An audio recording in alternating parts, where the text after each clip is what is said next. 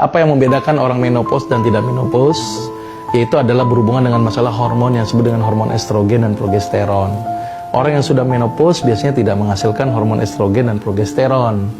Maka itu kadang-kadang tulang keropos gitu ya, terus kulit sudah mulai keriput. Nah, satu lagi nih yang bermasalahan buat ibu, vaginanya itu mulai mengecil gitu, kemaluannya mulai mengecil, cairannya sudah mulai habis. Tapi ada beberapa tips yang paling mudah, yaitu perbanyaklah konsumsi makanan yang mengandung hormon estrogen dan progesteron. Mungkin ibu bisa catat ini. Jadi yang makanan yang mengandung estrogen terbaik yang kita sebut dengan fitoestrogen, yang pertama adalah bengkoang, itu cukup tinggi.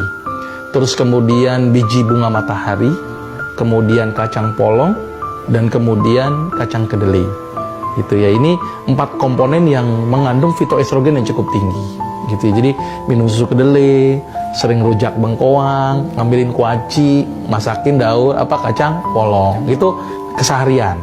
Terus yang kedua, makannya mengandung pitoprogesteron. Apa pitoprogesteron? Yaitu adalah terong ungu, terong bulat yang warnanya hijau untuk lalap, gitu ya, sama ubi ungu. Itu ternyata tinggi sekali fitoprogesteron. Walaupun memang tidak sekuat hormon estrogen, tidak sekuat hormon progesteron. Jadi coba rutinkan mulai sekarang konsumsi itu terus, Bu. Jadi diharapkan mudah-mudahan akan mengurangi efek-efek buruk daripada menopause-nya. Apa yang membedakan orang menopause dan tidak menopause? Yaitu adalah berhubungan dengan masalah hormon yang disebut dengan hormon estrogen dan progesteron. Orang yang sudah menopause biasanya tidak menghasilkan hormon estrogen dan progesteron.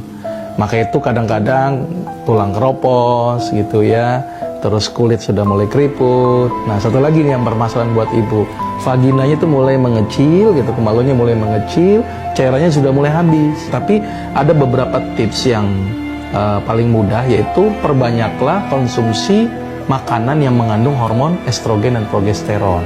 Mungkin ibu bisa catat ini. Jadi yang makanan yang mengandung estrogen terbaik yang kita sebut dengan fitoestrogen, yang pertama adalah bengkoang, itu cukup tinggi.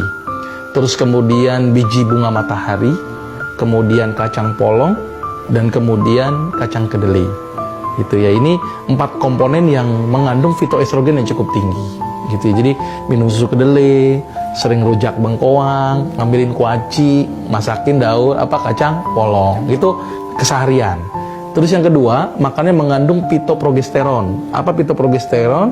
Yaitu adalah terong ungu, terong bulat yang warnanya hijau untuk lalap, gitu ya, sama ubi ungu. Itu ternyata tinggi sekali fitoprogesteron. Walaupun memang tidak sekuat hormon estrogen, tidak sekuat hormon progesteron. Jadi coba rutinkan mulai sekarang konsumsi itu terus, Bu. Jadi diharapkan mudah-mudahan akan mengurangi efek-efek buruk daripada menopause-nya. Apa yang membedakan orang menopause dan tidak menopause? Yaitu adalah berhubungan dengan masalah hormon yang disebut dengan hormon estrogen dan progesteron. Orang yang sudah menopause biasanya tidak menghasilkan hormon estrogen dan progesteron.